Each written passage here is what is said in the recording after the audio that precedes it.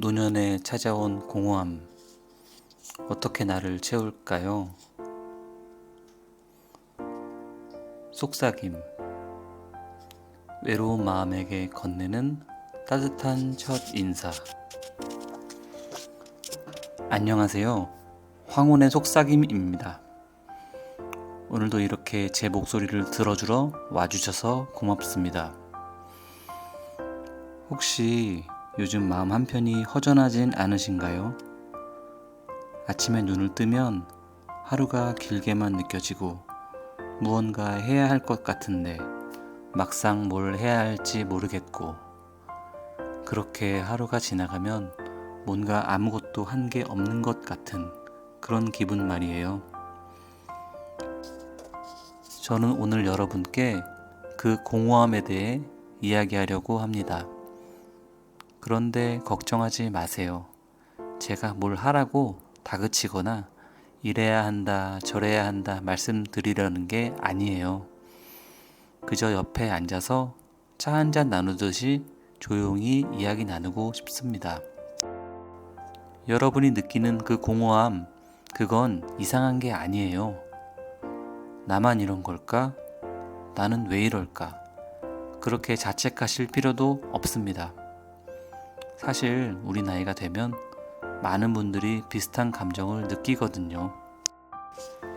평생을 누군가를 위해, 무언가를 위해 달려왔는데 어느 날 문득 그 역할들이 하나 둘 사라지면서 마음속에 구멍이 숭숭 뚫린 것 같은 그런 느낌. 저도 압니다. 그게 얼마나 막막한지. 하지만 오늘 이 시간 동안 함께 하신다면 그 공허함을 조금은 다르게 바라보실 수 있게 되실 거예요. 그리고 어쩌면 그 빈 공간을 어떻게 채워갈 수 있을지 작은 실마리를 찾으실 수도 있을 겁니다. 자, 그럼 편안하게 앉으시거나 누우셔서 제 이야기에 귀 기울여 주세요.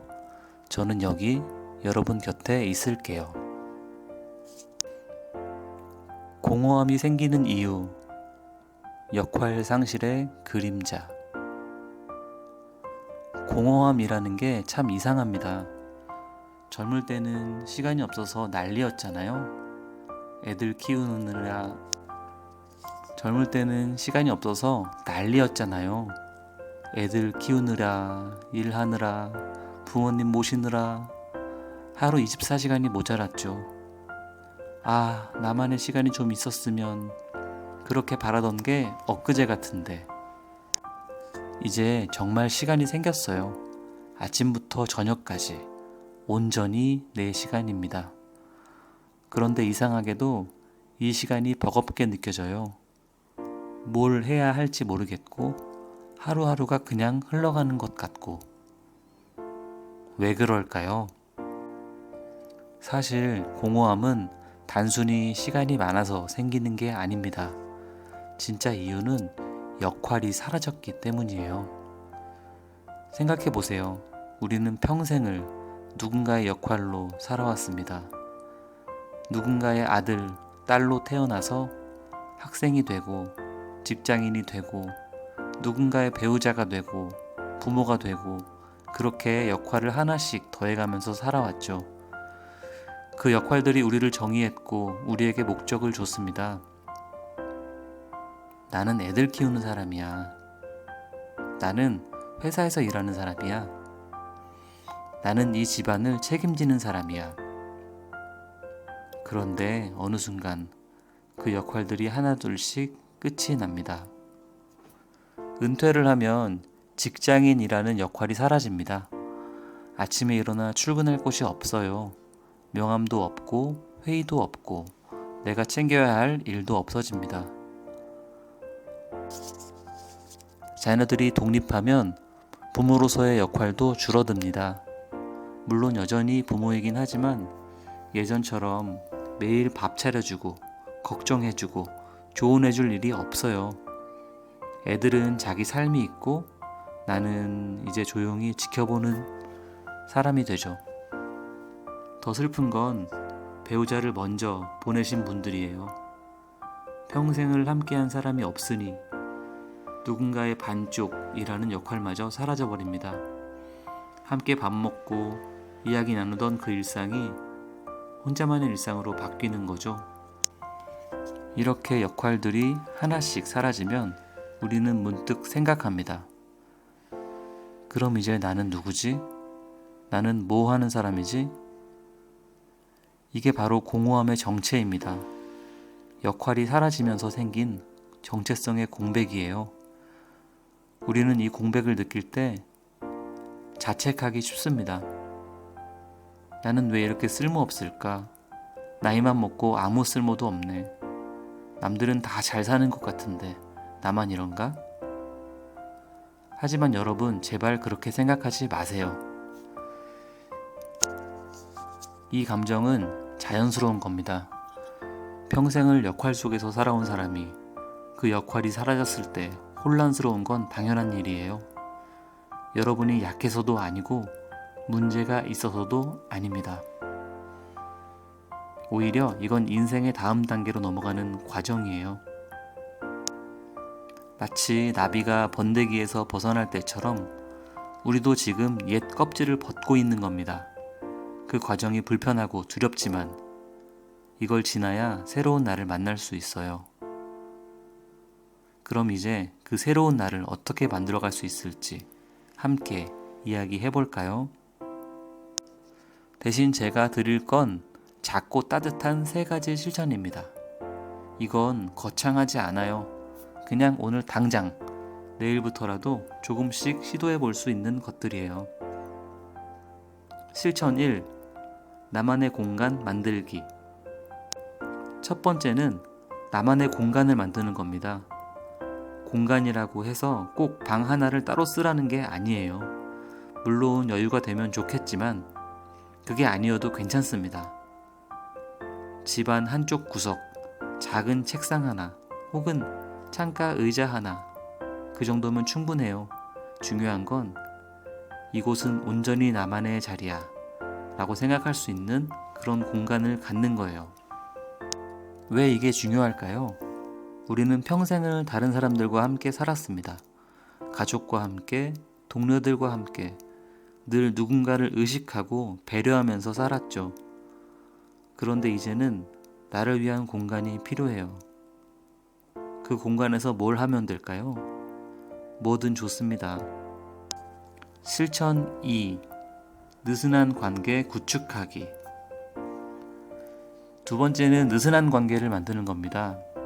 여기서 느슨하다는 게 무슨 뜻일까요?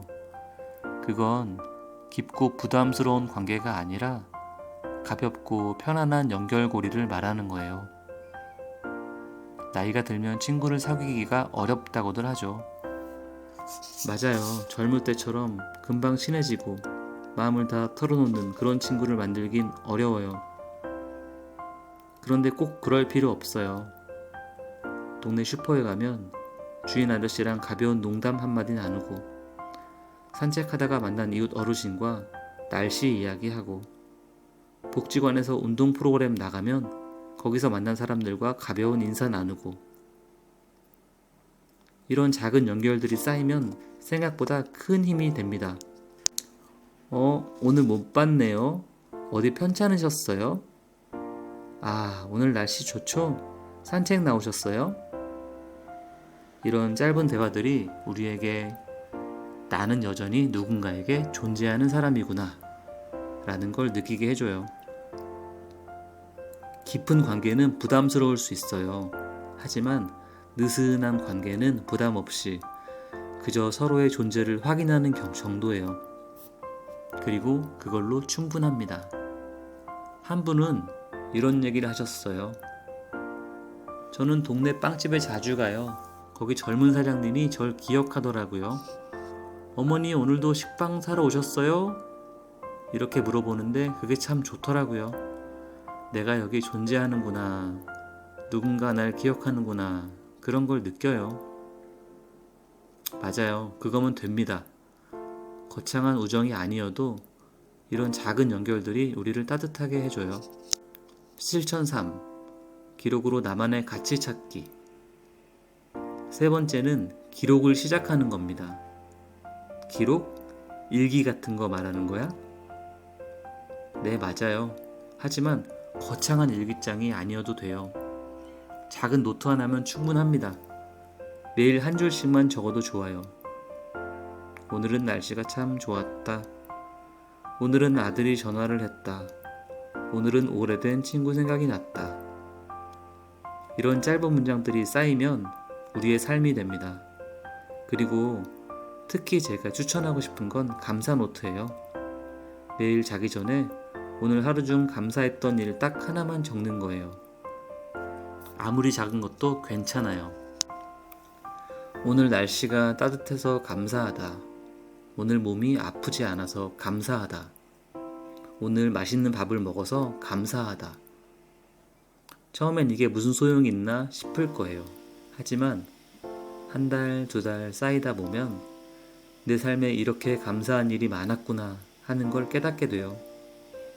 그리고 그 기록들을 다시 읽으면 아, 나는 이런 하루들을 살아왔구나. 나는 여전히 의미 있는 삶을 살고 있구나 하는 걸 느낄 수 있어요. 한 분은 이렇게 말씀하셨어요. 저는 1년 전부터 감사 노트를 쓰기 시작했어요. 어제 심심해서 처음부터 다시 읽어봤는데 울컥하더라고요. 내가 이렇게 많은 걸 가지고 있었구나. 내 삶이 이렇게 소중했구나. 그걸 다시 깨달았어요.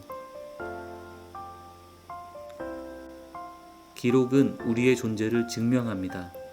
역할이 사라져도 내 삶은 여전히 계속되고 있다는 걸 기록이 보여줘요. 자, 이 3가지 실천 어렵지 않죠? 나만의 공간 만들기, 느슨한 관계 구축하기, 기록으로 가치 찾기. 이 모든 게 한 번에 될 필요는 없어요. 하나씩 천천히 시도해 보세요. 그리고 자신에게 맞는 방식을 찾아가면 됩니다. 중요한 건 작게 시작하는 거예요. 거창한 계획보다 오늘 한 가지만 해보는 게 훨씬 중요합니다. 인생을 완성하는 비움의 지혜와 마무리. 자, 이제 오늘의 마지막 이야기입니다. 여기까지 들으면서 어떤 분들은 이렇게 생각하실 수도 있어요. 그래, 알겠어. 나만의 공간도 만들고 사람들도 만나고 기록도 하면 공허함이 채워지는 거지? 맞기도 하고 틀리기도 합니다. 사실 저는 오늘 여러분께 하나 더 말씀드리고 싶은 게 있어요. 그건 바로 모든 걸 채우려고 하지 않아도 된다는 거예요. 우리는 평생을 채우는 삶을 살았어요. 집을 채우고, 통장을 채우고, 냉장고를 채우고, 자식들의 미래를 채우고, 늘 뭔가를 채워야만 했죠.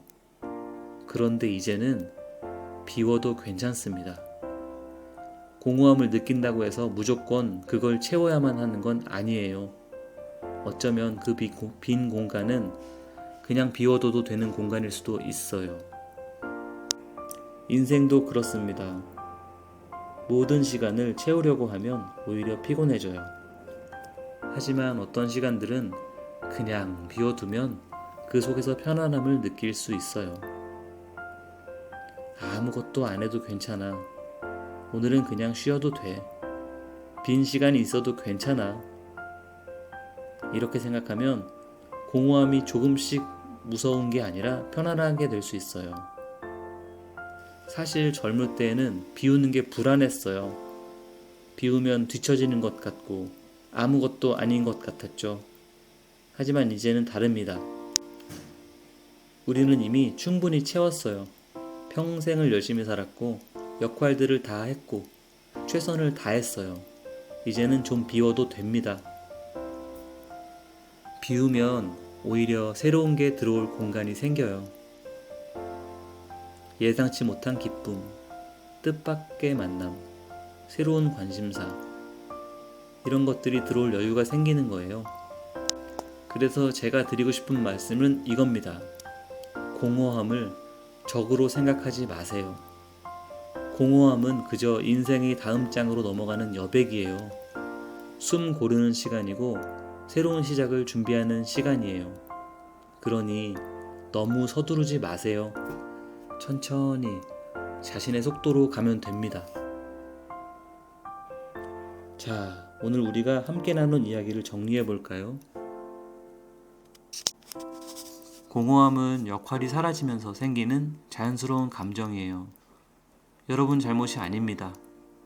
그리고 이 공허함을 조금씩 채워가려면 나만의 공간을 만들고 느슨한 관계를 만들고 기록으로 나의 가치를 확인하면 돼요. 하지만 무엇보다 중요한 것, 모든 걸 채우려고 강박하지 않는 겁니다. 비워도 괜찮아요. 그 빈 공간 속에서 오히려 평안을 찾을 거예요. 여러분 오늘도 수고 많으셨어요. 혹시 오늘 이 이야기가 작은 위로가 되었다면 그걸로 충분합니다. 내일 아침에 눈을 뜨면 오늘보다 조금 더 가벼운 마음으로 하루를 시작하실 수 있길 바랍니다. 그리고 기억하세요. 여러분은 소중한 사람이에요. 역할이 없어도 여러분의 존재 자체가 의미 있어요. 다음에 또 이렇게 만나요. 다음 시간에는 나이 들어 찾아오는 건강 불안, 어떻게 마음을 다스릴까에 대해 이야기해 볼게요. 몸이 예전 같지 않을 때 어떻게 마음의 평화를 지킬 수 있는지 함께 나눠보려고 해요. 그때까지 건강하시고 평안하세요. 황혼의 속삭임이었습니다. 안녕히 계세요.